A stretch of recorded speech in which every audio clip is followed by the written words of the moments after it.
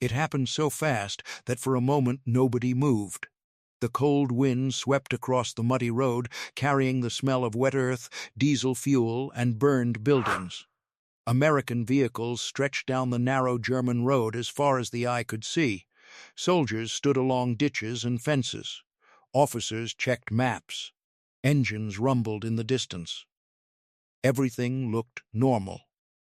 Everything looked controlled. Then a German officer reached inside his coat.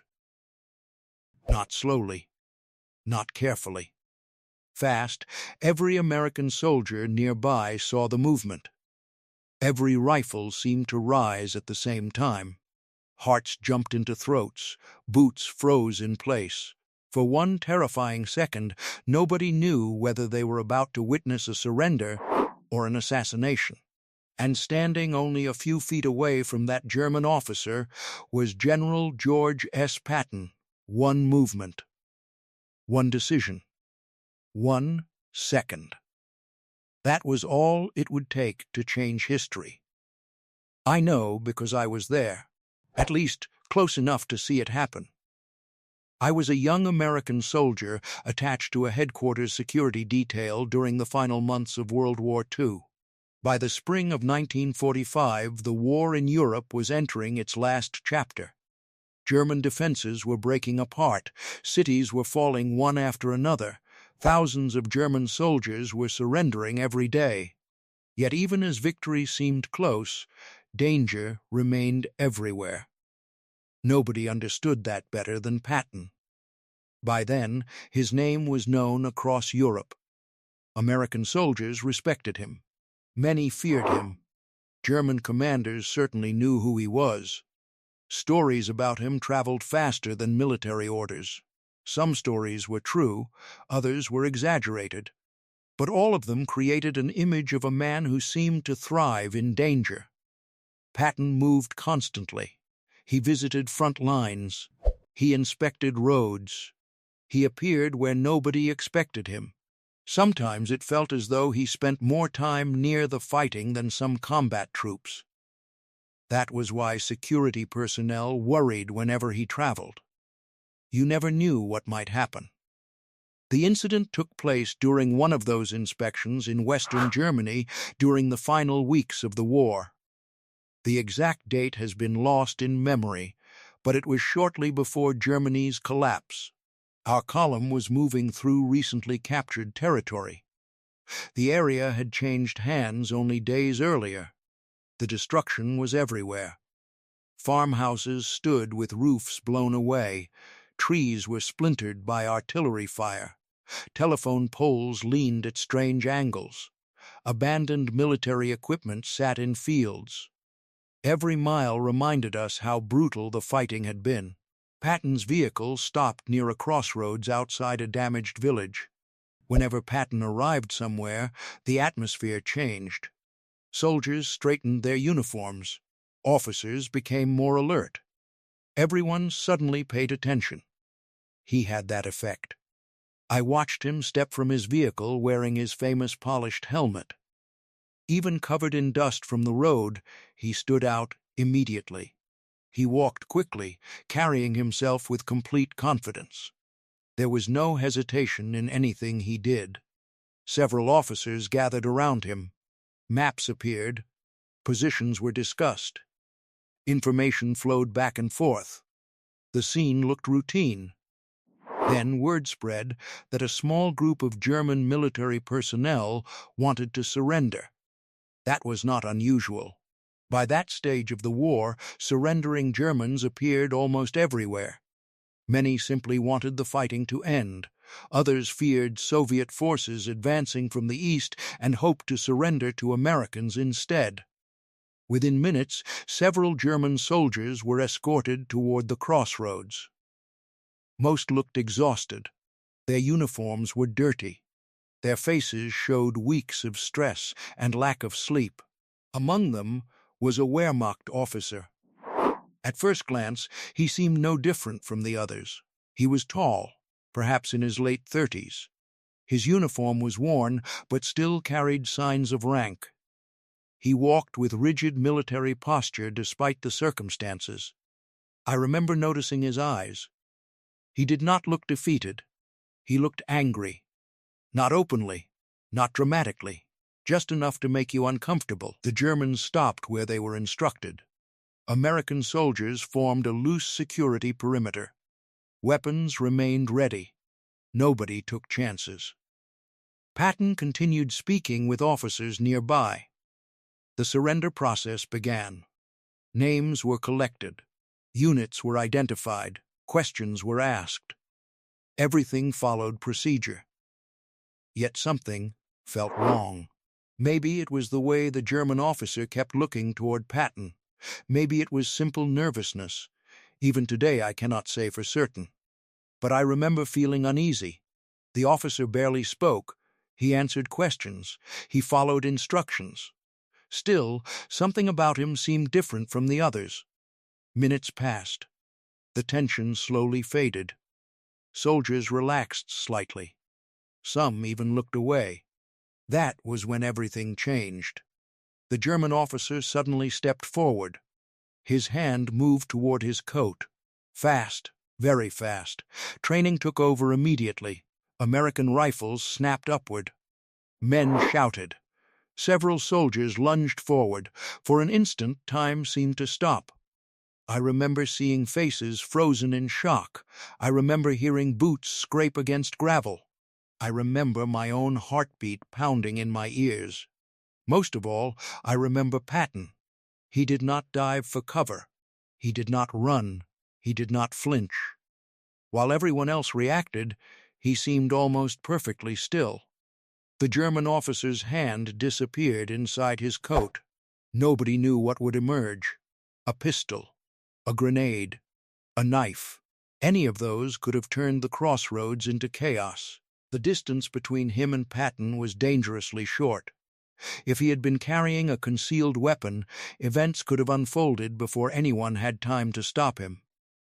Several soldiers were already preparing to fire. You could see it in their eyes. One wrong move and dozens of rounds would fill the air. Then something unexpected happened. Patton raised a hand. Just a hand. Nothing more. The gesture was small, yet it immediately caught everyone's attention. The soldiers hesitated, only for a second. But a second was enough. The German officer slowly removed an object from inside his coat. It was not a pistol. It was not a grenade. It was not a weapon at all. It was a photograph. For a moment, nobody understood. The officer held the photograph tightly. His expression changed. The anger disappeared. In its place was exhaustion. Pure exhaustion. Years of war seemed visible on his face. Nearby soldiers moved in and secured him anyway. No chances were taken.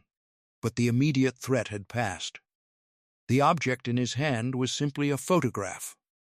A family photograph. At least that was what it appeared to be. The crossroads became strangely quiet. The adrenaline remained. The fear remained. Yet the expected violence never arrived. Most people would assume that was the end of the story. It wasn't. In many ways, it was only the beginning. The German officer was questioned further. What emerged was a story that reflected the final days of the war itself. His unit had been shattered during recent fighting. Many of his men were dead. Others had disappeared. Communication with higher headquarters had collapsed. Orders contradicted each other. Entire formations were dissolving across Germany. He knew the war was lost. Everyone knew. Yet accepting that reality was another matter entirely. For years, men like him had been told victory was possible. For years, they had watched friends die. For years, they had sacrificed everything. Now it was ending. Not with triumph, not with honor, but with surrender. The photograph he carried showed his wife and children. According to interpreters present that day, he had wanted to keep it visible during surrender. Perhaps he feared losing it. Perhaps he feared never seeing them again. Perhaps he simply needed something familiar in that moment. Nobody can know for certain. But one thing became clear. The movement that nearly triggered gunfire had not been an attack. It had been desperation. The kind of desperation that appeared across Europe during those final months. Still, the incident left a strong impression on everyone who witnessed it, especially because of Patton's reaction. Later that evening, conversations about the event spread through the area. Soldiers discussed every detail. How close had the officer been? What if he had been armed? Why hadn't Patton moved? Questions multiplied. Answers did not. The more I thought about it, the more one image stayed with me. That raised hand. Not dramatic, not theatrical. Just a brief signal. A decision made in less than a second. Years later, I came to understand how unusual that moment truly was. Most men react emotionally under sudden pressure. Fear takes control. Instinct takes over. Patton certainly understood danger. He had spent years around combat. He had seen death. He had watched battles unfold at close range. Experience had shaped him. Whether people liked him or disliked him, few questioned his courage. That courage was visible at the crossroads, not because he was reckless, not because he believed himself invincible, but because panic never seemed to control him. As the war moved toward its conclusion, incidents like this became surprisingly common across Europe. Confused surrenders, misunderstandings, split-second decisions. The line between peace and violence often measured only a few seconds. One nervous movement, one misunderstood gesture, one frightened soldier. Entire tragedies could begin that way. Fortunately, this one did not. Weeks later, Germany formally surrendered. The fighting in Europe ended. Celebrations erupted across Allied nations. Soldiers dreamed of returning home. Families waited for loved ones. History moved forward. Yet memories remained. For many veterans, the strongest memories were not always the largest battles. Sometimes they were small moments. Moments when everything could have changed. Moments when life balanced on the edge of a knife. That crossroads was one of those moments. I have often wondered what happened to the German officer afterward. Did he return home? Did he find his family?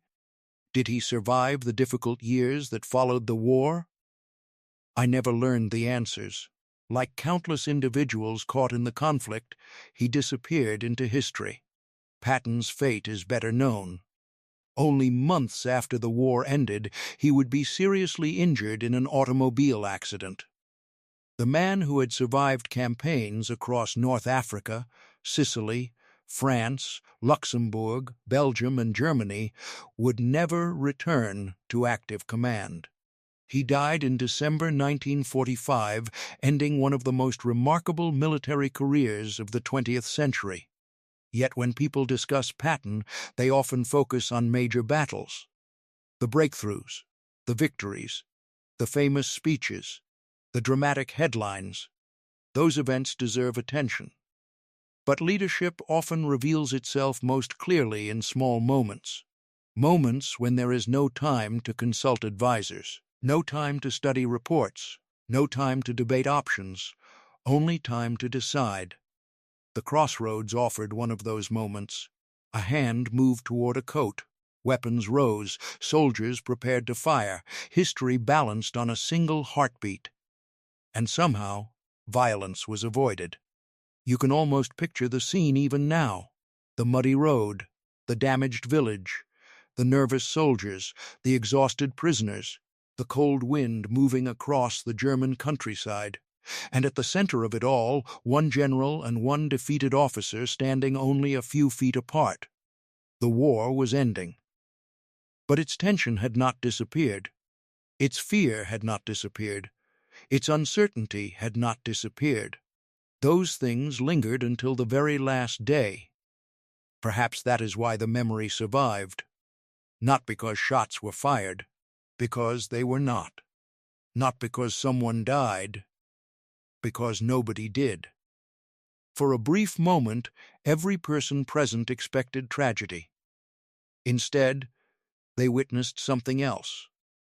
A reminder that behind every uniform stood a human being carrying burdens invisible to others. An American general carried responsibility for thousands of soldiers. A German officer carried a photograph of the family he feared he might never see again. Between them stood the chaos of war, the confusion, the exhaustion, the emotions that years of conflict create.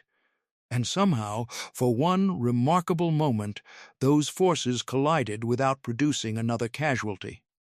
That is why the story matters. Not because it changed the outcome of the war. The war's outcome had already been decided. It matters because it reveals something deeper about those final days in Europe. Victory and defeat were obvious. Humanity was harder to see. Yet sometimes it appeared unexpectedly. On a muddy road, near a shattered village, during a surrender that almost became something far worse. And for the soldiers who witnessed it, the lesson remained long after the gunfire of World War II finally fell silent. Because in war, the moments people remember most are often the moments when history almost took a different path.